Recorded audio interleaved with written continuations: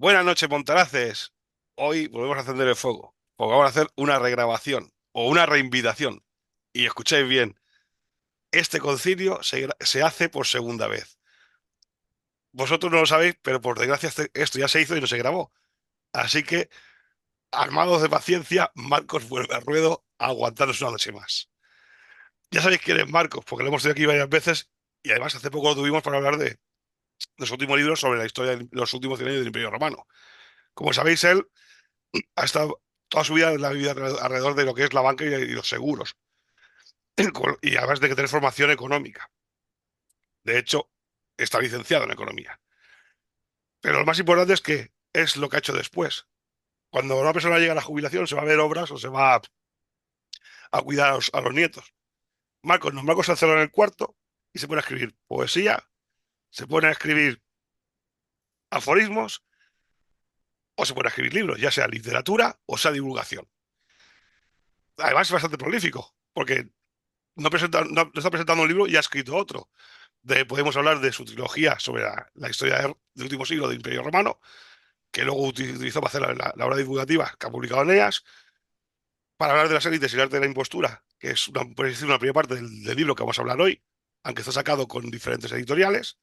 Ha hablado sobre el Imperio Español, ha hablado sobre conocimientos históricos que nosotros tenemos equivocados y que él ha dicho, no, esto no pasó así, esto fue asá. O correcciones sobre hechos históricos que todo el mundo creíamos que era de otra manera. También ha escrito sobre cine. Bueno, yo creo que algún día se ponen a escribirnos una zarzuela.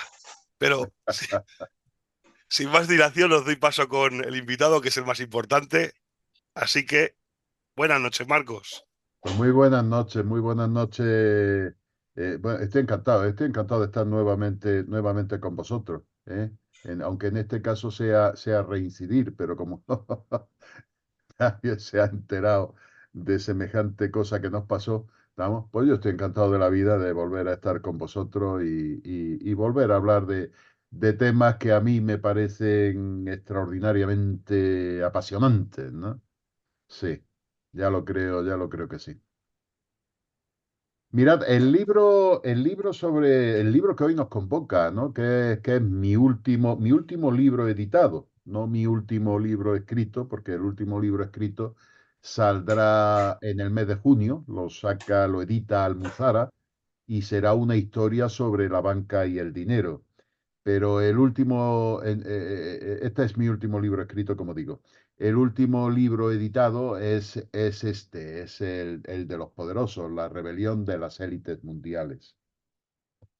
Bien, eh, ¿qué tiene este libro? ¿Qué tiene este libro y qué aporta este libro?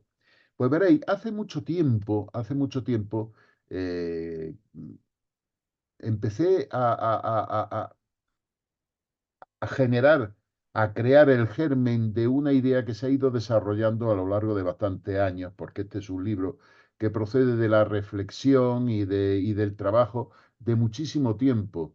Fijaros, el arranque está en la génesis de este libro, el arranque está en la caída del muro de Berlín. Veréis, ocurrió que cuando cayó el muro de Berlín, efectivamente, bueno, todo el mundo se alegró muchísimo, ¿eh? Todo el mundo se alegró muchísimo porque una vez que cayó el comunismo, que había caído el comunismo, parecía evidente que la democracia liberal había triunfado y que lo que se iba a extender esa democracia por todo el mundo, se iba a extender la libertad de comercio, que la prosperidad iba a ser un fenómeno general y que todos los hombres iban a ser libres, iban a disfrutar de una libertad que hasta entonces pues no se había tenido pues por causa del comunismo. Bueno, ya digo que todo el mundo estaba muy contento y sin embargo, a mí sin que yo pueda racionalizar muy bien por qué en aquel momento, pero a mí el sentimiento que se me produjo fue el siguiente, al ver la televisión, al ver cuando estaban subidos sobre el muro y estaban dando martillazos para derribarlo y estaba todo el mundo tan contento, ¿no? A mí lo que me vino a la cabeza es se nos acabó la fiesta. La fiesta se ha terminado. Y yo tuve la intuición de que a partir de ese momento, una vez que ya no era necesario seguir manteniendo el estado del bienestar, íbamos a empezar a desmontarlo, lo iban a desmontar, porque ya no hacía falta destinar la ingente cantidad de recursos que se estaban destinando y se venían destinando a ese estado del bienestar una vez que el comunismo había desaparecido. Veréis, nosotros pensamos, tenemos la idea, de que lo que hemos vivido, la época de desarrollo, prosperidad y disfrute del estado del bienestar al que me estoy refiriendo, es una consecuencia lógica de una línea de progreso que se hunde en la noche de los tiempos y llega hasta nuestros días. Es decir, en esa evolución lineal, la humanidad ha ido viviendo pues cada vez mejor, ha ido haciendo conquistas, ha ido teniendo tal. Bueno, y como lógica progresión en esa evolución, nosotros hemos vivido la etapa que hemos vivido. Bien, pues señores, nada más lejos de la realidad. Lo que nosotros hemos vivido desde el final de la Segunda Guerra Mundial hasta casi nuestros días, o todavía estamos disfrutando en parte ¿eh? esa bonanza y las consecuencias de esa construcción y de ese progreso y de esa prosperidad disfrutada, eso ha sido una burbuja. Ha sido una burbuja en la historia de la humanidad. Veréis, desde mi punto de vista, y esto pretendo, este principio que os voy a especificar y que voy a exponer, pretendo que es propio y que es original. Desde mi punto de vista, el reparto de la riqueza a lo largo de toda la historia se ha regido por un solo principio, uno, solo uno, y es el siguiente. La élite dominante se queda con toda la riqueza disponible y deja las migajas al resto. Bien, porque no le convenga, no le merezca la pena hacer el esfuerzo para apropiarse de esas migajas, o bien porque le conviene que algo quede para el resto, de manera que no se subleve demasiado y permita a la élite dominante, a quien se apropia de todo, disfrutar de esa riqueza y disfrutar de sus privilegios. Esa ha sido la norma. Pero amigos, ¿qué pasa una vez que termina la Segunda Guerra Mundial? Una vez que termina la Segunda Guerra Mundial, conviene al verdadero vencedor de la guerra, este punto si queréis lo tocamos más adelante, porque es muy interesante, pero al verdadero vencedor de la guerra, bueno, hay dos vencedores de la guerra, naturalmente, son la Unión Soviética y Estados Unidos. Desde el punto de vista occidental, el ganador de la guerra son los Estados Unidos. Estados Unidos, una vez terminada la guerra, el proyecto que tiene es crear y constituir un protectorado en la Europa occidental. ¿Qué es lo que construye? Pero fijaros bien. Para Europa occidental lo que tenía previsto era la aplicación del Plan Morgenthau, es decir, convertir a Alemania en una nación absolutamente agrícola y contar con que iba a morir el 30% de la población de inanición, ¿eh? Esto era una cosa aceptada y asumida por el mismo presidente de los Estados Unidos y con plena conciencia de lo que iba a ocurrir. Querían destruir absolutamente todas las industrias del Ruhr. Bueno, tenían previsto incluso destruir las minas, que esto es una cosa, las minas de carbón, una cosa tremenda, ¿no? O sea, una cosa tremenda. Hay que ser cruel bueno, eso era lo que estaba previsto. Pero ocurre que Stalin pues no se comporta como Estados Unidos espera que se comporte y se inicia lo que hemos conocido como la Guerra Fría. Ante esa perspectiva, el Plan Morgenthau se archiva y lo que se pone en marcha es precisamente el Plan Marshall, es decir, todo lo contrario. Se necesita que hacer un dique de contención a ese comunismo de la Unión Soviética y del bloque del Este y de los países satélites, toda esa Europa, Europa central y oriental que se le entrega a la Unión Soviética, que entrega a los Estados Unidos, la entrega a la Unión Soviética. Bien, pues se necesita un bloque de contención, y entonces se decide industrializar y desarrollar económicamente la Europa occidental. Bien, ¿qué se plantea también? Pues se plantea ni más ni menos que hay que alejar al precio que sea, por tanto, a las masas trabajadoras, a los trabajadores de la Europa occidental, hay que alejarlas de cualquier tentación de carácter de tipo comunista. Y para eso, pues la verdad es que se monta todo un sistema de protección social, de avances sociales, de legislación, de derechos, de reparto de la riqueza con un criterio de mayor igualdad para conseguir ese objetivo. Si os fijáis y reflexionamos un poco, os daréis cuenta que este plan quien lo impone es quien puede imponerlo. No es un plan consensuado, es un plan impuesto por el vencedor de la Segunda Guerra Mundial, el vencedor occidental de la Segunda Guerra Mundial, que son los Estados Unidos. Y fijaros qué cosa, en esas relaciones sociales, en esas relaciones, en esa política hacia los trabajadores, no se impone el sistema americano, que sería lo lógico, si quien lo está imponiendo son los americanos. Y hombre, los americanos tienen impuesto como bueno el sistema de relaciones laborales y sociales en Estados Unidos. Lo más lógico es que aquí se impusiera lo mismo. Pues no, no se impone lo mismo. ¿Qué se impone? ¿Qué se aplica?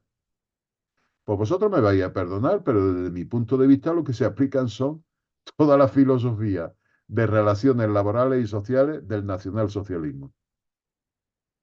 Eso sí, disfrazado de democracia cristiana y disfrazado de socialdemocracia.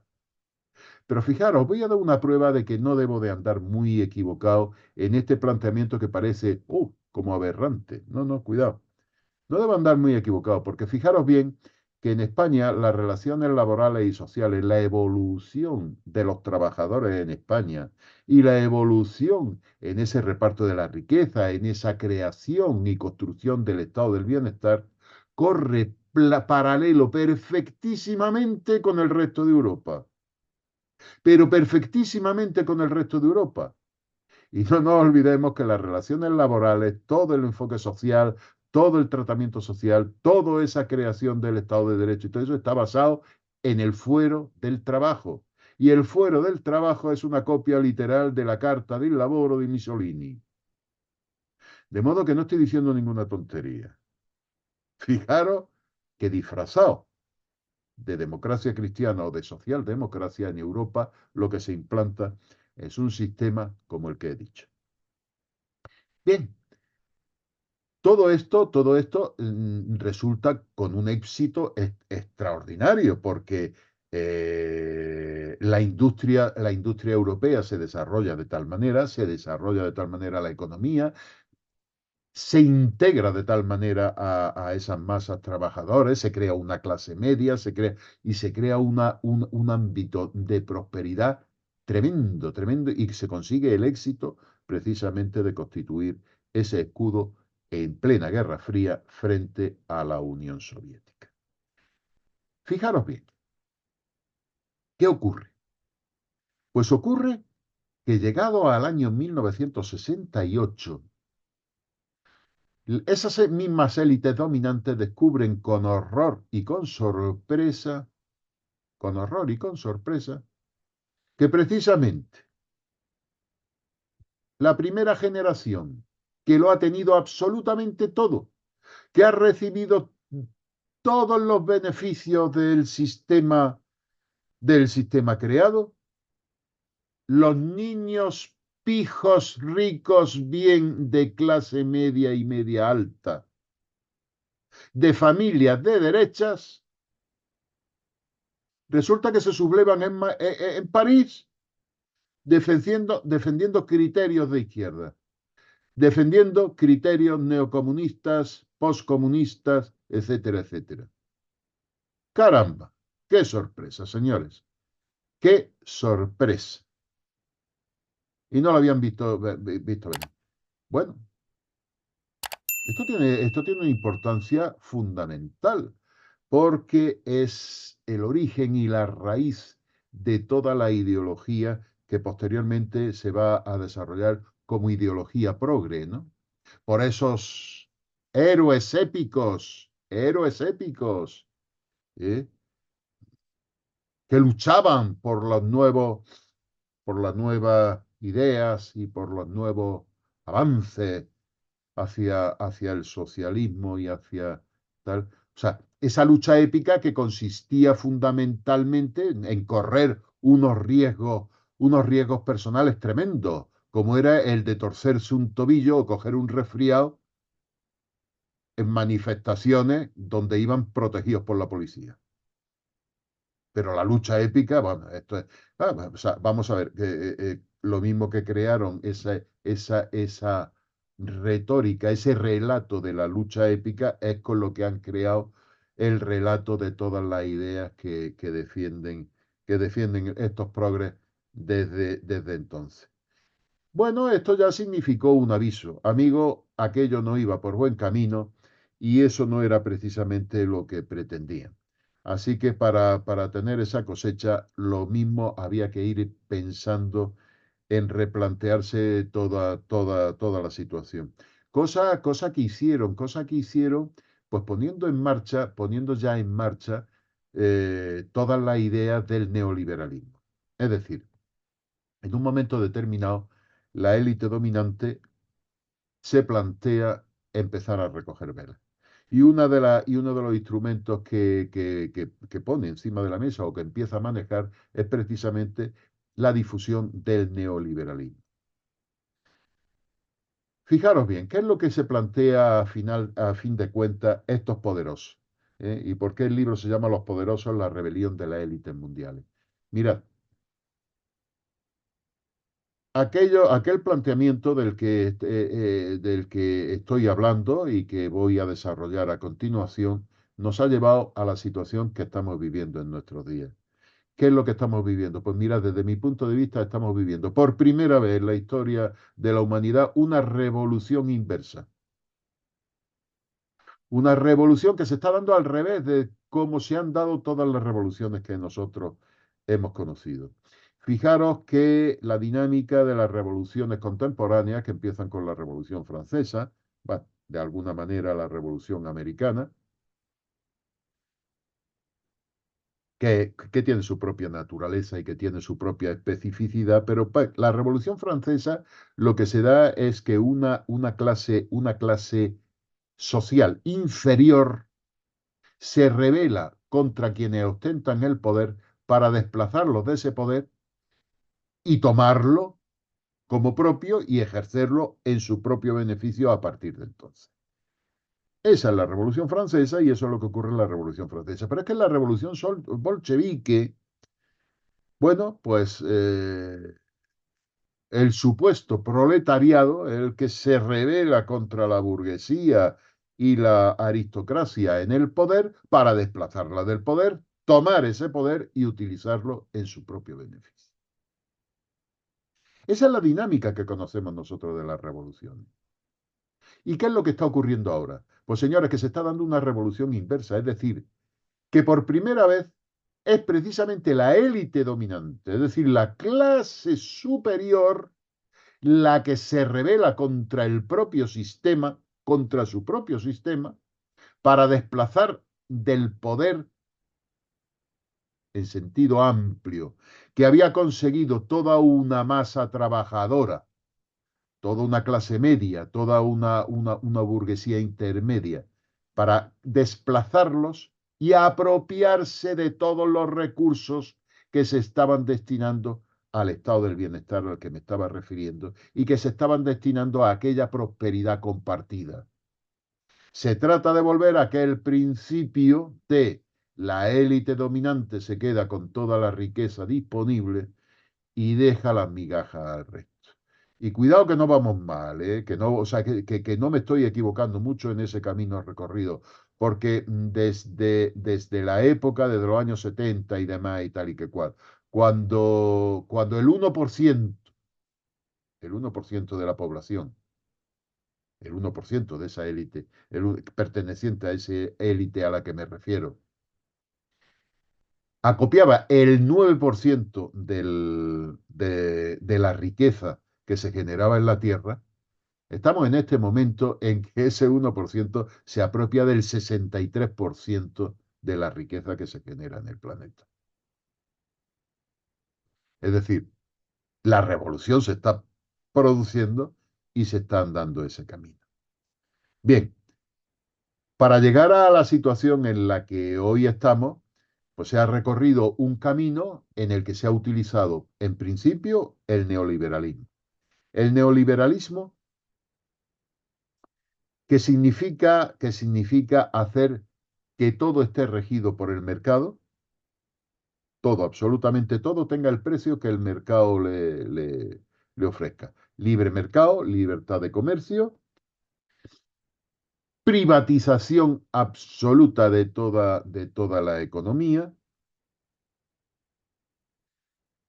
es decir, toda aquella riqueza que se había acumulado en manos del Estado desarrollando economías mixtas, es decir, en las que el Estado tenía la propiedad de empresas estratégicas de grandes monopolios, todos esos grandes monopolios, todas esas grandes empresas debían ponerse en manos, en manos privadas y en manos del capital privado. Claro, eso significaba expoliarnos a todos de una riqueza que era nuestra, porque se había creado con el esfuerzo de todos, con el dinero de todos, con los impuestos de todos, y se acabaron conforme el neoliberalismo fue avanzando en el mundo y fue haciéndose real y haciéndose presente, pues eso se privatizó a precio de saldo y además con financiación pública. Es decir, al final fuimos los propios ciudadanos que éramos dueños de aquella riqueza los que la malvendíamos y además financiábamos la estafa. Eso, en resumidas cuentas, fue lo que pretendía y lo que ha conseguido el neoliberalismo como uno de los dos instrumentos que se están utilizando para llevar a cabo la revolución inversa de esos poderosos a la que me he venido refiriendo. El neoliberalismo que para instaurarse se necesita pues una situación de mucha fuerza y de mucha violencia. Empezó a probarse sobre el terreno y sobre la realidad en el Chile de Pinochet, en la Argentina de Videla, y posteriormente en los años 80 se instauró ya en democracia avanzada, como es la norteamericana y la democracia de Gran Bretaña, con Margaret Thatcher en Gran Bretaña y con Ronald Reagan en los Estados Unidos. Ya a finales, fijaros bien, allá a finales de los años 80 empezó a instaurarse en China.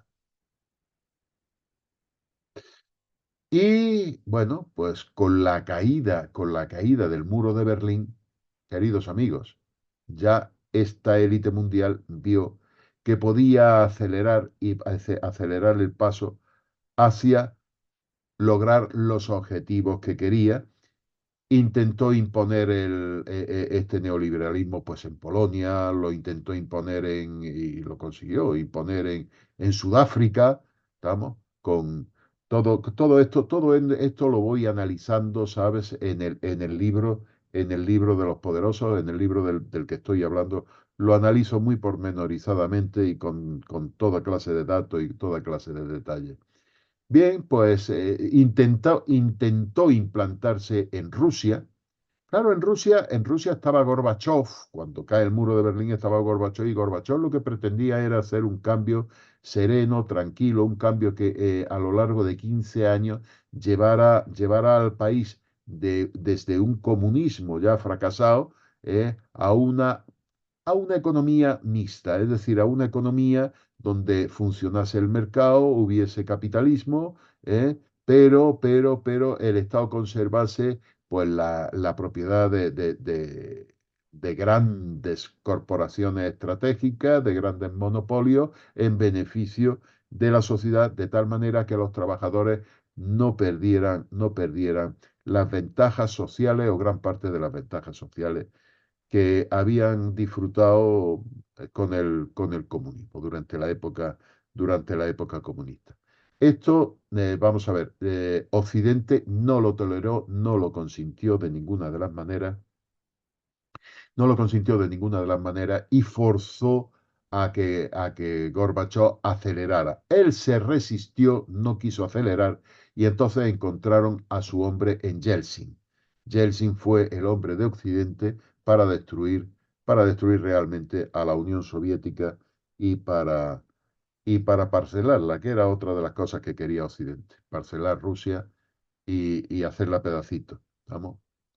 En parte lo consiguió porque Yeltsin hizo por abreviar, Esto es muy bonito, esto tal y como viene explicado en el libro, es fascinante toda la evolución y toda la historia de cómo esto evolucionó y cómo esto se hizo, es verdaderamente, parece una novela de acción. Bueno, Yeltsin tuvo una dio un golpe de efecto absolutamente magistral, porque, claro, tenía por encima de él a Gorbachev. Gorbachev era el presidente de la Unión de Repúblicas Socialistas Soviéticas y Yeltsin era presidente de Rusia. Entonces, en un golpe magistral, puesto que la Constitución de la Unión de Repúblicas Socialistas Soviéticas permitía que cualquier república pudiera salirse de esa unión, era una cosa formalmente establecida que nadie contaba con que nadie fuese capaz de ejercer semejante derecho. Como también recogía la Constitución, recogía los derechos humanos y demás, y nadie esperaba que eso se llevara a término a cabo. Bueno, pues resulta que el golpe magistral al que me refiero consistió en que Yeltsin se puso de acuerdo con Bielorrusia, con el presidente de Bielorrusia y se puso de acuerdo con el presidente de Ucrania y, y- y decidieron salirse de la Unión de Repúblicas Socialistas Soviéticas. Claro, esa unión sin Rusia, sin Bielorrusia y sin Ucrania no significaba nada. Es decir, lo que hicieron fue quitarle, quitarle la Unión de Repúblicas Socialistas Soviéticas a Gorbachov. Gorbachov se quedó sin nada que presidir. Y cayó Gorbachov, naturalmente, claro.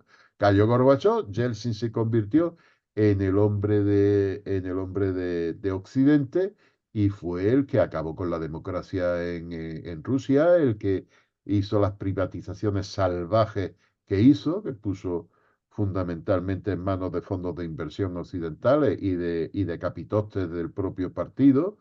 Y bueno, ese es el hombre que nos dejó a Putin, ¿no?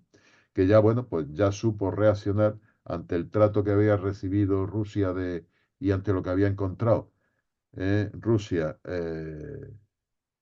por parte de Occidente, pues hizo que se replanteara toda su posición y bueno, y todo esto no ha llegado hasta aquí. Otro de los instrumentos que utilizaron los poderosos fue justamente la globalización. Pero la globalización, mucho ojo, la globalización entendida como globalismo. Porque fijaros bien que nadie puso interés, el más mínimo interés, en globalizar ni los derechos humanos, ni la justicia social, ni los derechos sindicales, ni la democracia, ni las libertades. No, no, no, no, no, no, no. Lo único que se globalizó fue la economía. Lo único que se globalizó fue la economía y fundamentalmente utilizando a China para situar las industrias que hasta ese momento habían operado en Occidente, situarlas en China. Situarlas en China para aprovecharse de unos sueldos y de unas condiciones laborales, pues infinitamente más baratas que en Occidente. Lo que en realidad se hace es industrializar China desindustrializando Occidente. ¿Quiénes salen perdiendo? Por los trabajadores occidentales, porque se quedan sin su industria y se quedan sin sus medios de vida y se quedan con todo el panorama mucho más deteriorado y mucho más bien. Y, o sea, bien, bueno. Y es otro instrumento que se utiliza, fijaros bien, se utiliza para desmontar el estado del bienestar. Fijaros bien que en esto de la globalización, esta globalización, esto de importar productos hechos y fabricados con menores costes, fundamentalmente por menores costes salariales y demás, fijaros bien que en esto quienes lo hicieron o no tuvieron en cuenta o no quisieron tener en cuenta el principio que os voy a exponer y que también pretendo que es original por mi parte, o bien lo tuvieron en cuenta demasiado, o lo tuvieron en cuenta muy conscientemente. El principio es el siguiente, mirad, cuando se importa un producto hecho con hambre y miseria, no solo se importa el producto, sino el hambre y la miseria con que está fabricado. Si tú importas unas zapatillas a bajo precio, porque los trabajadores reciben sueldos miserables y verdaderamente hacen un trabajo esclavo, tú no importas la zapatilla, importas esa miseria, importa esa esclavitud. Porque cuando las zapatillas llegan a tu mercado, las fábricas de tu país que hacen zapatillas no pueden competir con esos precios. Tienen que cerrar. Y en la medida en que cierran, esos trabajadores van al paro. Ya tienes el hambre y la miseria entre esos trabajadores. Ya tienes importada no solo las zapatillas, sino el hambre y la miseria con la que se fabricaron. Ya las tienes aquí. Y como no se trata de un caso, sino de un continuo, de una nueva forma de establecer relaciones comerciales, relaciones de producción, relaciones sociales, relaciones en el trabajo, sueldo y salario, conduces a las sociedades que antes eran prósperas y pujantes, las conduce inexorablemente a que cada vez tengan más paro, a que cada vez y la conduce a que hoy por hoy nuestros jóvenes tengan salarios de miseria, de pena. No pueden ni casarse, no pueden desarrollar un proyecto de vida propio, no pueden tener hijos, no pueden adquirir una vivienda, difícilmente pueden alquilar y la mayoría de ellos están alquilados por habitaciones. Eso lo ha provocado el hambre y miseria que han traído todos los productos que hemos traído de China. Así que, fijaros bien, neoliberalismo y globalización han sido los dos instrumentos que han utilizado estas élites mundiales. Pero se acaba solamente la revolución que tienen en marcha, se acaba solamente con recuperar o acumular los recursos económicos que antes se destinaban al estado del bienestar y demás. ¿Se acaba ahí? No, no, no, qué va, qué va, qué va, qué va. No, no. No se acaba ahí. Porque fijaros bien. Resulta que sobre todo a partir del año 2000 nos vemos abocados a una serie de revoluciones, a una serie de avances tecnológicos de tal dimensión que cualquiera de ellos bastaba con revolucionar y cambiar por completo toda nuestra estructura económica, social, industrial, etcétera, etcétera. Cualquiera de ellos, ¿eh? Cualquiera de ellos.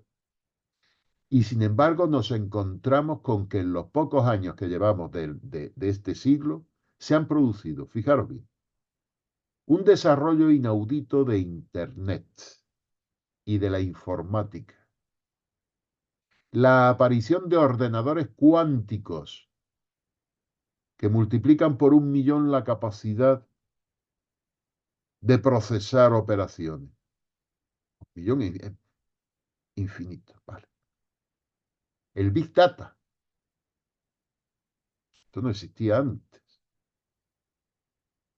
La inteligencia artificial, la robótica, la nanotecnología, la ingeniería genética y el transhumanismo, la realidad virtual. No somos capaces de asumir lo que esto significa. Pero desde el punto de vista de las élites, fijaros bien, ya no hace falta gente ni para producir ni para consumir.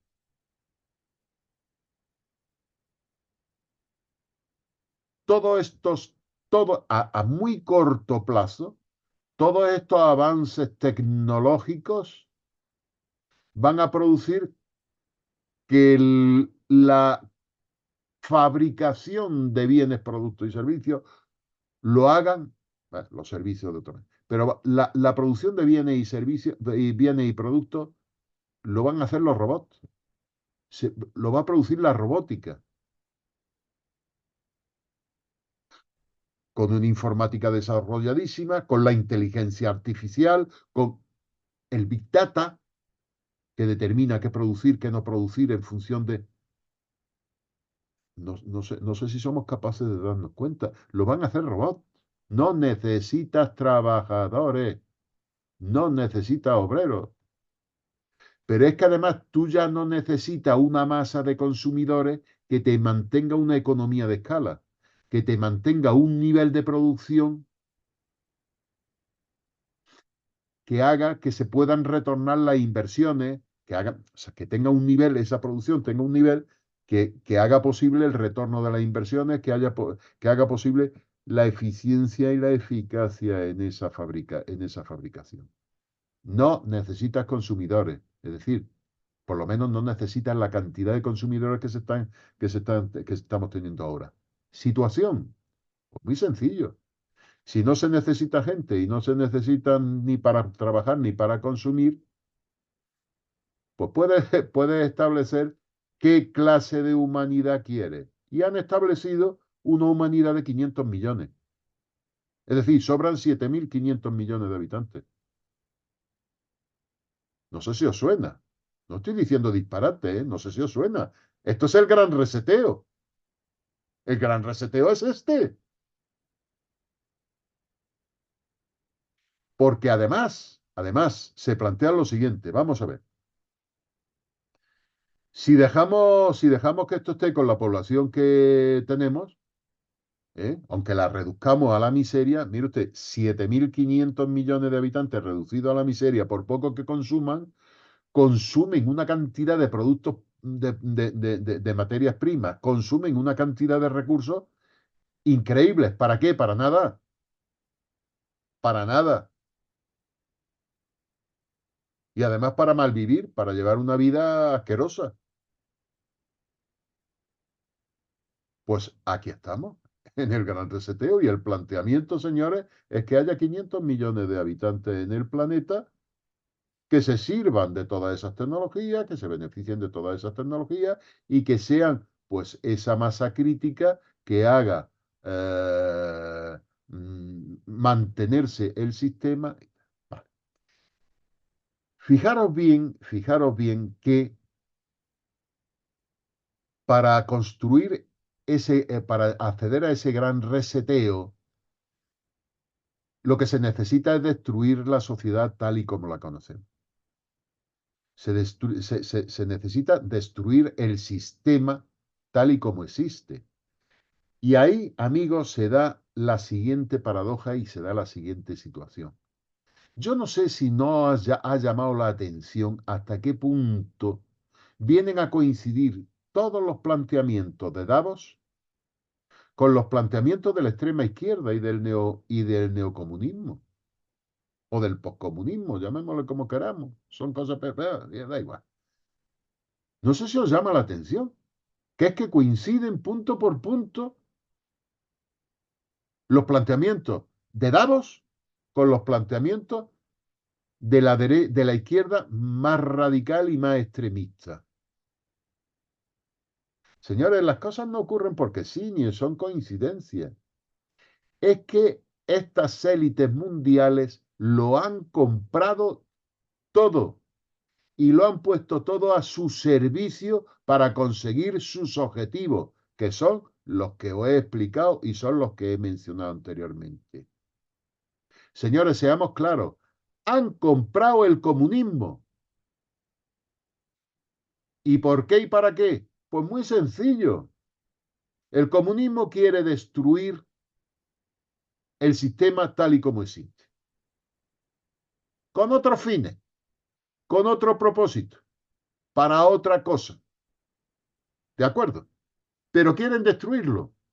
Y además tienen una habilidad para destruirlo alucinante.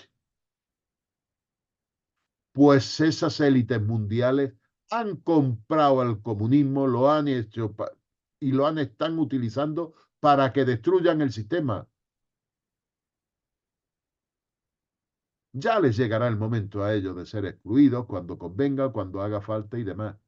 Pero fijaros que todas las fundaciones, todas las grandes ONG, todo lo que sustenta a toda esta ideología neoprogre, neocomunista y de extrema izquierda, todo está sostenido, todas esas fundaciones y todas esas ONG, quien la financia son Soros y compañía. Si es que lo sabemos, es que no hay más que leer los periódicos. Sí que esta es la situación en la que nos encontramos, en que hasta el comunismo ha sido comprado por las élites que digo. Y lo que pretenden es justamente hacer ese gran reseteo.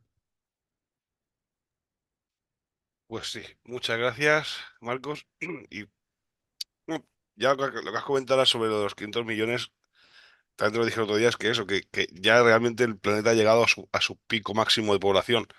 Porque ahora tanto la India como China, la China gracias a su gran teoría del hijo único en los 90, y en la India porque se pusieron a hacer planificación familiar para que todo el mundo se condón, ya también está bajando la población, ya no crece al mismo ritmo que crecía antes, con lo cual esos 8 millones van a empezar a bajar. Y también es muy curioso lo que has comentado de estos wokes y de estos conservadores, por llamarlo de manera, que son liberales. Claro, es que van todos a una, porque esto me lo dijo una vez Pedro Varela hace muchos años, que decía los Rothschild, ¿qué te van a regalar un coche si tienen 40? Esa gente se tienen que regalar, o sea, que controla a todo el mundo, lo que hace es regalarse poder. Y claro, es lo que quiere esta gente. Esta gente ya no es gente que piensa en el dinero, porque para ellos el dinero no es nada. La gente que tiene poder o que está en su nivel solo quieren poder, porque ya lo controlan todo. Entonces, a medida que la población vaya disminuyendo, que es el 2030, no tendrás nada y serás feliz, como bien has dicho, eh, todo el mundo comerá gusanos, estará metido en internet o con realidad virtual, viviendo un mundo en el que solo podrá soñar porque no podrá vivirlo ya, como a lo mejor lo vivieron mis padres o mis abuelos. Y además de comer gusanos y ver eso no molestará. A lo mejor estará pagado por el Estado, que no le costará nada, no le costará nada los gusanos que tengan ellos en sus jardines. Y la inteligencia artificial hará gratis el mundo digital para que esa gente lo disfrute. Y claro, esto me dice una cosa. Antiguamente, cuando todo aquí iba mejor, como bien dices tú, que había un estado social en Europa, siempre decíamos, lo bueno del comunismo, a diferencia de la democracia, es que el comunismo va de cara y te hunde con la bota en la cabeza y sabe lo que está prohibido y lo que no está prohibido. Que la democracia es como una jaula de oro. Pero claro, ya se ha quitado la careta, ya no es una jaula de oro. Ahora estamos viendo que los medios de comunicación que trabajan a pleno rendimiento, los políticos a sueldo que trabajan a pleno rendimiento, hacen su propaganda y hacen que la gente se convenza y que ellos mismos estén dispuestos a comer gusanos, ellos mismos estén dispuestos a, por no contaminar o por no lo que sea, a no comprarse un coche o a no vivir en casas o vivir vivir con amigos para no vivir solo en un piso, que bueno, vivo aquí en una habitación porque así vivo con más gente, soy más social. Y claro, Pero fíjate, no están cambiando. Los protagonistas de esa situación no están cambiando. Es que su mundo ya es ese. Es decir, nosotros, los que tenemos la edad que tenemos, seguimos viviendo en el mundo en que hemos vivido. Nos lo permiten porque, claro, porque como por ley natural llegará un momento en que desaparezcamos y a no tardar tampoco demasiado hablando en ciclos históricos y hablando en este plan, con estos planteamientos. ¿Estamos? Pero es que las nuevas generaciones que conviven con nosotros, pero que no comparten nuestra vida, ni nosotros compartimos, porque nosotros no sabemos lo que es vivir en una habitación, no sé qué, pero a lo mejor un nieto nuestro que está ¿qué te digo yo? Pues sí, porque se ha venido a Madrid y no sé qué, no sé cuánto, sí está viviendo de esa manera. Cuando nos lo cuenta, nosotros pensamos, lo interpretamos y lo asumimos como conocimiento, pero lo vemos como una forma transitoria en el que él va a avanzar para ganarse la vida, y más adelante él ya va, no, que no, que no, que no. Y sin embargo, para él no está conociendo otra realidad que nosotros sí conocimos cuando jóvenes.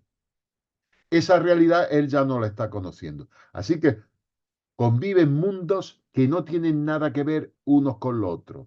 Y el mundo que están viviendo los jóvenes es suyo, es su propia realidad. Y ellos no tienen término de comparación. Ellos no se sienten peor. Es lo que les ha tocado vivir, no conocen otra cosa. claro, porque además te invitan a ellos todo lo que es los medios de comunicación y la propaganda. O sea, ya no me refiero solo a las teles, sino incluso, ya digo, o sea, todos los influencers y todo eso te enseñan que es como si eso fuese bueno, que es la del 2030, la Agenda 2030, que no te nadie será feliz. Te lo venden como si fuese algo bueno. Y eso muchas veces la gente se preguntaba aquello de cómo podían haber chivatos en la Stasi en la República Democrática Alemana. ¿Te acuerdas que todo el mundo decía cómo puede ser un vecino denunciar a otro? Eso lo vivimos en 2020 con la policía de balcón. Uh -huh. Que no, o sea, no es algo tan casquiano ni tan raro. Que no, que no, que no, que no, que no. El ser humano se comporta mucho, ¿eh? Según se espera que se comporte. O sea, eso es así.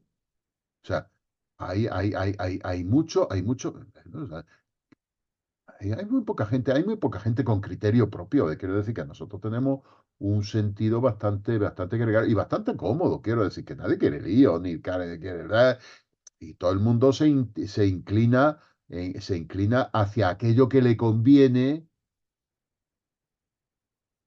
y con lo que más tiene que ganar. Y si a eso le das una pátina de legitimidad ideológica o de ilegitimidad argumental, ¿para qué queremos más? Quiero decir, tú no tienes más que hacer bueno que el delatar, o hacer delación de un vecino como un acto patriótico, como algo que conviene a toda la comunidad. Porque, a ver si me entiendes, ¿eh? Sirve para mantener un orden que es bueno para todos. Pues haz lo bueno y verás cómo habrá muy poca gente que se plantee, que tenga un criterio. ¿Pero qué te crees? ¿Que gente que vaya contracorriente como los locos que somos nosotros hay muchos? ¿Qué va? ¿Qué va a ver? Lo que digo es, cuando hablas muchas veces con la gente normal, o sea, cuando hablas con cualquier persona que sea política o que no esté esto, le explicas aquí, claro, y se pone a echar la mano a la cabeza cuando empieza lo de la Stasi, pero luego ellos hacen lo mismo. Claro. Luego muchos de ellos han estado ahí de policía de balcón denunciando a los demás y mira este que estaba aquí sin mascarilla, o tú a tu casa que lo están matando a todos. No, no hay nada mejor que el miedo. el miedo y Mira, ser buen ciudadano. yo te voy a decir una cosa. Mira, como tú sabes, a mí me gusta escribir aforismos y hay uno que a mí me parece muy ilustrativo, ¿no? Que dice, quien piensa de sí mismo que solo se vendería por un precio altísimo es que no ha sido tentado.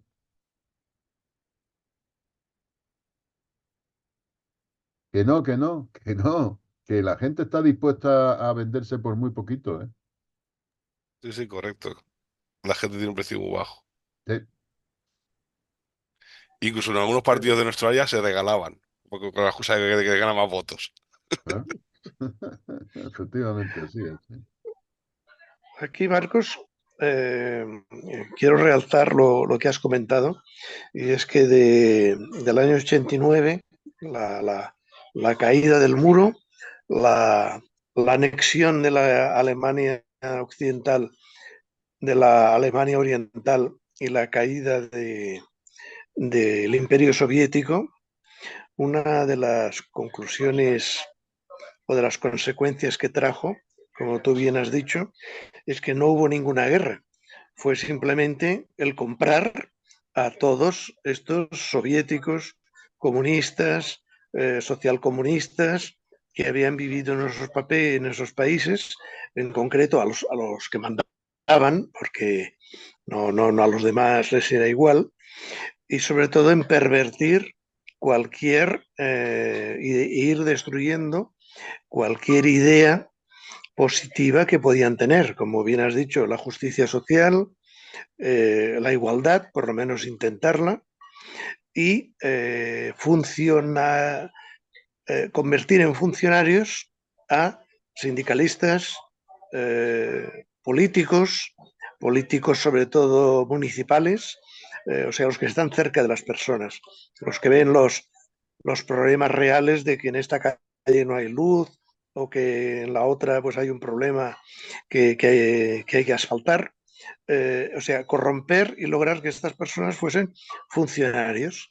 Y entonces el funcionario es convertirlo en un asalariado oficial con este tema tan bonito que es la plaza, la plaza por vida, o sea, estás en la plaza que no te pueden quitar nunca, y entonces pues ya te pliegas totalmente al poder reinante, que es la palabra que utilizaríamos, pero es el poder mandante, porque aquí les dicen si han de ir por aquí o han de ir por allá. Esto lo veo en la sociedad occidental nuestra, en la que, como tú bien has dicho, por la edad que tenemos, hemos vivido. Lo veo en una sociedad eh, como la China, que allí durante el, el gran timonel, el que cuando se le ocurrió una casa se cargaba a millones de personas y bueno, no ha salido bien, pues haremos otra y no pasa nada, seguimos. Aquella frase que se trajo el famoso González de aquello, el El gato gato, caza ratones, oye, pues qué bien, oye, y si no caza ratones, pues gato 40 blanco, millones, gato negro, da exacto, igual si caza ratones. y les damos. Pero, por ejemplo, en una sociedad con tantas personas como, por ejemplo, la India, con una cultura totalmente distinta, no entiendo tampoco cómo se ha podido entrar. Es igual que, por ejemplo, el tema de África. Esto es una casualidad y una curiosidad. Una persona ha hecho ¿cómo se llama esto? Un safari. Es en el año 23, pero vamos a ponerlo que fuese en el año 24 porque comparó un viaje que había hecho su padre en el año 64. Esta sí que es la fecha exacta. Entonces, para cuadrarlos en 60 años. Cuando tú te mueves por las poblaciones, no por las ciudades, no por Nairobi, por las poblaciones, la única diferencia es que ahora hay algunos que llevan móvil, pero la camisa blanca y el pantalón quizás eran los que llevaba su abuelo en aquella época. Y quiero decir, no han asfaltado nunca. No, quiero decir, la choza sigue siendo de adobe y, bueno, la miseria absoluta, o sea, lo único que hará, hay alguno que lleva móvil. Entonces, estas sociedades que son además millonarias de personas, no sé cómo pueden también manipularlas y que ahí nos salga un movimiento. Bueno, el famoso Nehru, que nunca supe bien el movimiento suyo cuál era, salvo mandar. Igual en el África, que ven por la televisión, pero no hay ningún momento de decir, oye, pues nosotros somos iguales. O manda la tribu, por ejemplo, que es un criterio que tengo yo, o manda el trueque, que es otro criterio que apunto, no es que tenga yo, quiero decir que apunto aquí, que tú que sabes más, a ver qué te parece. Bueno, a mí me parece que es que has tocado el tema de África, es un tema apasionante, ¿eh? Es un tema apasionante y, y yo tengo algún criterio que, como muchos de los criterios que expongo, pueden parecer escandalosos. En África, verás, en África yo creo que se ha roto, en el África negra, en el África subsahariana, yo creo que se ha roto un equilibrio natural que estaba muy establecido y que estaba establecido precisamente por la naturaleza para sobrevivir, ¿no? La naturaleza siempre busca la supervivencia. Y es que, y es que en el África subsahariana s- la gente se reproducía muchísimo, muchísimo, muchísimo, porque había una mortandad infantil infinita. O sea, los niños morían como qué. Claro, había que tener muchos niños para que sobrevivieran algunos, ¿no? Claro, y en sociedades tan primitivas y demás siempre han estado muy expuestas a todo tipo de enfermedades y a todo tipo de cosas y tal y que cual. Vale, pues en esta cosa que el hombre blanco occidental y sobre todo europeo tiene, sobre todo europeo, yo creo, fundamentalmente católico, ¿no? Bueno, pues llevamos más de un siglo, vamos, interviniendo en África y llevando todo tipo de vacunas, de medicina y de no sé qué, no sé cuánto. Entonces, todo eso está muy bien, pues salvar vidas está muy bien. Y sobre todo salvar vidas de niños, eso está fenomenal. Eso es una cosa muy a ponderar y demás. Pero es que, claro, es que no han dejado de reproducirse al ritmo que se reproducían. Es que han seguido reproduciéndose al ritmo de cuando morían como chinches y ya no, ya con las medicinas, con las vacunas, con tal. Mal que bien, ¿eh? Porque claro, siguen siendo sociedades muy primitivas y muy miserables. Pero fíjate lo que está ocurriendo con la población. Como siguen reproduciéndose, como si hubiera una mortandad infantil infinita y no la hay, pues lo que se está convirtiendo en infinito es la población. Y lo que se está creando ahí un problema demográfico de cuidado. Luego las civilizaciones y las culturas son el resultado de evoluciones muy lentas, de evoluciones de siglos, de evoluciones. Y claro, y vamos a ver, en África hay muy poca base de la que evolucionar. Es decir, si es que hace un siglo o siglo y medio estaban en la edad de piedra. No había más que tribus con un desarrollo, pues eso, tribal muy primitivo, muy primitivo, muy primitivo.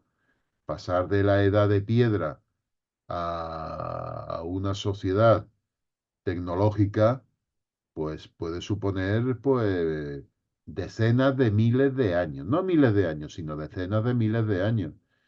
Y bueno, pues es que no tiene, es que, vamos a ver, es que no tienen esa mentalidad y no tienen, y sobre todo no acaba por imponerse, pues una clase dirigente que sea capaz de encauzar todas esas cosas, ¿vamos? Eh, el imperialismo occidental ha actuado como, bueno, pues como un imperialismo extractor y saqueador, ¿vamos? Las potencias occidentales y las potencias europeas no han replicado al imperio español, que fue un imperio generador, constructivo y no lo han replicado. Simplemente han utilizado esos imperios que formaron pues como suministradores de materias primas, alimentos y demás, ¿estamos? Y no se ha liderado ese avance tecnológico. Y así tenemos África como la tenemos. Aparte, y ha llegado ya un momento en que tampoco le interesa a nadie en el mundo que se desarrollen. Como no se desarrollen ellos por sí mismos, no le interesa a nadie que se desarrollen porque, bueno, pues lo que único que interesa de allí son las materias primas, las tierras raras y toda esta serie de cosas. Digamos que si desarrollan, pues van a ser menos accesibles para los que ahora mismo las necesitan, ¿no? Así que África va a tener va a tener muy mal presente, va a seguir teniendo muy mal presente, muy mala salida y muy mal futuro, porque yo considero que no tienen capacidad por sí mismos para avanzar. Y además el ejemplo está en Sudáfrica. Se fue la Perge y se fue y tal, cambiaron y mira cómo está ahora. Estos los dos últimos años. Fíjate, más que Sudáfrica, bueno, todavía hay una minoría blanca y todavía hay una minoría, una élite que tal, Aún no lo han mandado. pero más que Sudáfrica, Rhodesia. Fíjate, Rhodesia pasó de ser exportadora neta de alimentos, pero un gran exportador de alimentos, a pasar hambre.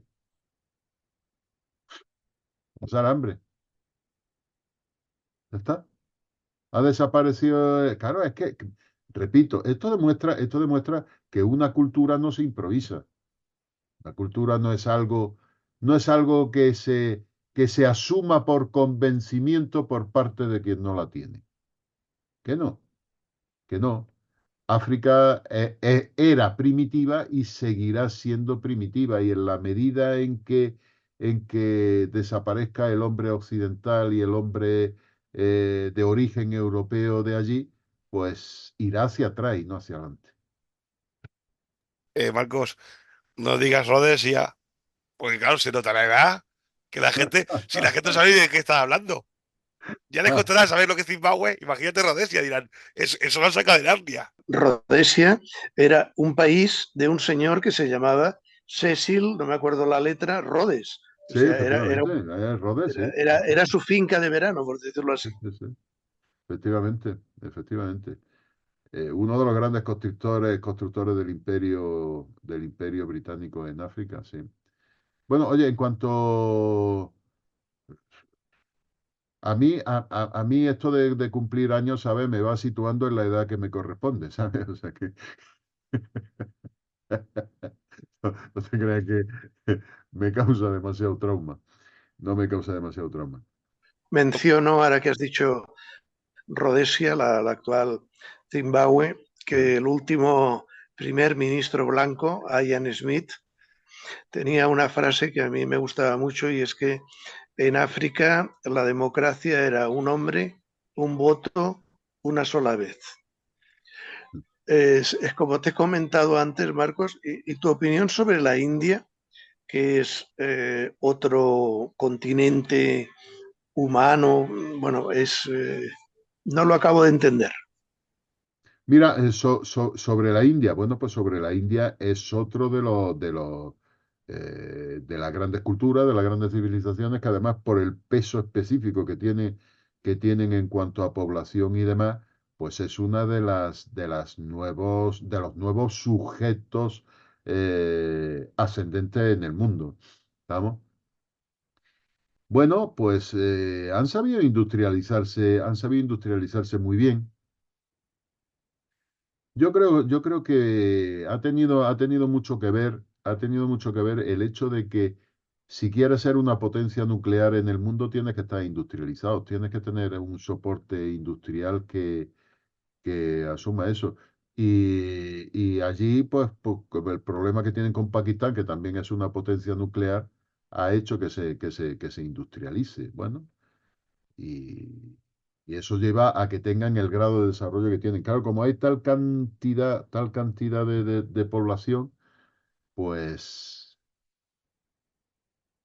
vamos, basta con que eh, 100 millones, 100 millones estén formen parte de una élite o de una mentalidad desarrollada, una cultura de desarrollo industrial, de desarrollo económico, mm, mm, hasta cierto punto de carácter occidental. Pero claro, es que 100 millones, amigos, es que 100 millones es el doble de la población que tiene España. Es que 100 millones es un tercio de la de Estados Unidos. Es que 100 millones es la mitad de la población de Rusia, más de la mitad de la población de Rusia. Es que, claro, es que, fijaros, es que dice, no lo puedo entender. ¿Cómo lo va a entender si es que es muy difícil de asumir y de asimilar y de asimilar? Es que una minoría en estos países resulta que son una cantidad de gente inconmensurable. O sea, tienen un potencial. Por eso estamos yendo hacia un mundo pues más multipolar, más multipolar, y aquí la hegemonía de los Estados Unidos como única potencia en el mundo, eso, vamos, de eso ya se pueden ir olvidando, ¿eh? Ya se pueden ir olvidando. Y vamos, y Estados Unidos lo tiene muy claro y lo que se está. Porque la India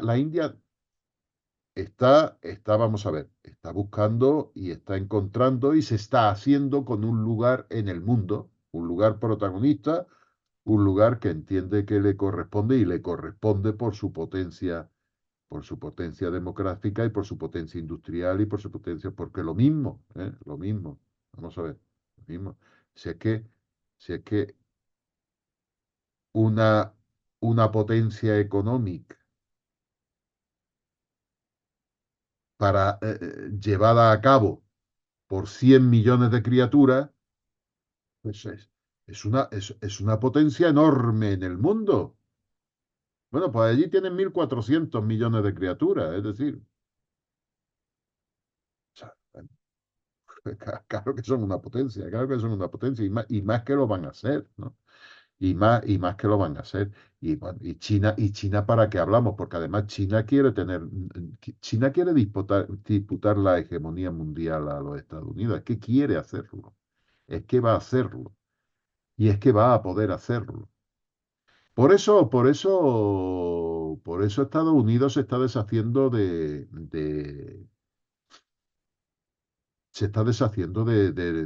Europa. Por eso Estados Unidos decidido en un momento determinado, pues que es eso, que se nos había acabado la fiesta y ya que no necesitaba para nada ese dique de contención frente al comunismo, una vez que cayó el muro de Berlín y demás, y bueno, y la cosa evolucionó como es que evolucionó. Estados Unidos tiene que disputarse la hegemonía mundial con China y no está para perder el tiempo con Europa, ni está para perder, vamos a ver, para seguir manteniendo su mercado abierto a los productos europeos. Los productos europeos habían inundado el mercado americano. En los años 90 no había más que coches europeos en los Estados Unidos, porque Europa estaba produciendo productos mucho más competitivos, a mejor precio y de mejor calidad. Bueno, ¿por qué consentía a los Estados Unidos tener abierto su mercado a los productos europeos? Porque seguían necesitando a Europa para tenerlo frente al comunismo y frente a todo esto. Pero ya no la necesita, y como no necesita Europa, vamos a ver, lo que no quiere es tener las manos atadas, quiere tener las manos libres para poder enfrentarse a China, en el terreno que sea, para poder enfrentarse a China.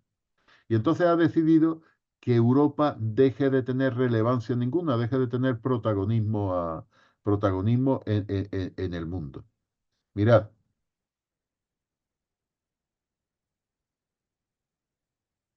Estados Unidos tiene muy claro y ha tenido siempre muy claro que para mantener su hegemonía debe mantener a Europa dividida. Y la ha mantenido dividida sistemáticamente.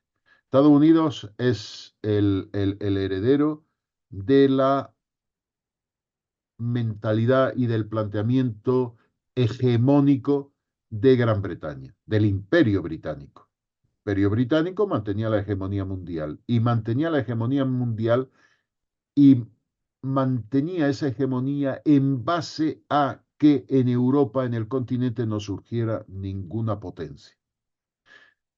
Gran Bretaña, para mantener su hegemonía mundial, ha luchado siempre para que en el continente no surgiera ninguna potencia que le pudiera hacer sombra o que le pudiera disputar esa hegemonía. De ahí se explican las guerras napoleónicas, la guerra franco-prusiana, la Primera Guerra Mundial y la Segunda Guerra Mundial. Que ya, sí, y que, vamos a ver, que ya no hay que buscar, que ya no hay que buscar tanto a los culpables y venga Alemania y venga echar, y venga los malos, que no hay que buscarlos, y no hay que buscarlos. Vamos a ver, que de ninguna de las maneras Alemania iba a destacar como potencia, porque desde luego Inglaterra, como ha demostrado, no deja. Y lo ha demostrado a costa de perder su propia hegemonía, ¿eh? Ha sido capaz de estar contra Alemania a costa de perder su propia hegemonía. Cuidado con esto. ¿Quién lo ha sucedido? Lo ha sucedido los Estados Unidos. Y los Estados Unidos quieren mantener su hegemonía mundial. Y tiene muy claro, muy claro, muy claro que para eso tiene que mantener a la Europa dividida. Pero fijaros bien, no a la Europa tal y como está en nuestra cabecita y tal y como está. No, no, no, no. Una Europa que empezara en Lisboa y terminara en Vladivostok. Porque hay una masa continental que empieza en Europa y termina en Vladivostok. Y sería, por orden natural de las cosas, por pura potencia, por pura disposición de recursos, por pura disposición de capacidad industrial, comercial, económica, cultural, tecnológica, científica y de materias primas, sería la potencia que dominara el mundo. Fijaros bien, si vosotros cogéis cualquiera de nosotros coge un globo terráqueo, lo coge y se pone el polo norte mirando a los ojos. Se pone el polo norte mirando a los ojos. Si inclina un poquito ese globo terráqueo, verá la masa de tierra de la que hablo, de Lisboa a Vladivostok. Si lo gira un poquito más, verá que al sur de esa masa terrestre queda China, India, África, aparte de todo Asia Central, de todo el Asia Central. Pero es que, fijaros bien, si movéis el globo terráqueo hacia un lado, ¡pop! Pasado un océano, os encontráis con América. Si lo movéis hacia el otro lado, pasado el océano, os encontráis con América. Pero es que en esa posición en la que el polo norte la tenéis delante de los ojos, si ahora lo movéis en este sentido, ¡ops! Os encontráis con América. Es decir, la masa territorial de la que estoy hablando, esa que empieza en Lisboa y termina en Vladivostok, dominaría el mundo. Dominaría el mundo. En detrimento de una posición del continente americano, que no deja de ser una gran isla, que quedaría prácticamente rodeado. Bien, eso es lo que jamás va a consentir Estados Unidos que ocurra. Y eso explica muy bien por qué, a pesar de ser los Estados Unidos como gran potencia mundial, la que gana la Segunda Guerra Mundial, entrega toda la Europa central y oriental a la Unión Soviética, porque eso mantiene dividida a Europa y a la Europa occidental la deja convertida en un mero protectorado, que es lo que ha sido. ¿Qué ocurre cuando cae el muro de Berlín? Pues que de ninguna manera, una vez que ha desaparecido el comunismo, se va a facilitar que haya unas buenas relaciones entre Rusia y el resto de Europa. Porque eso sería generar o dar facilidades a que surgiera esa potencia hegemónica mundial de la que estoy hablando. Entonces, por todos los medios hay que mantenerla enfrentada, dividida, y como durante mucho tiempo eso se veía que era cada vez más difícil, porque, hombre, porque por orden lógico de las cosas, las economías se van incardinando, sobre todo la economía, una gran economía potente y pujante como la alemana, necesitada de materias primas baratas, cercanas, ¿tá? O sea, esa interrelación entre la economía eh, eh, alemana y la rusa, ¿tá? Bueno, uno de los instrumentos que se ha utilizado ha sido para mantenerla dividida, islamizar Europa.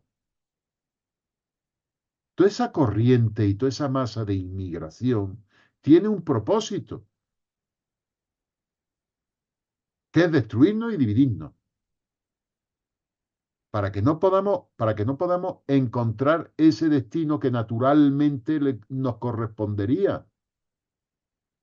Fijaros bien, desde este punto de vista y con este planteamiento, ¿os dais cuenta, le encontráis sentido a la guerra de Ucrania? ¿No sirve a este propósito? Por cierto, teniendo en cuenta esta nueva visión, esta forma de ver las cosas, hay que preguntar ya quién ha volado el Nord Stream 2, que era uno de los grandes símbolos y una de las grandes construcciones que interrelacionaban esa economía. Hay que preguntar quién lo ha volado o sale solo.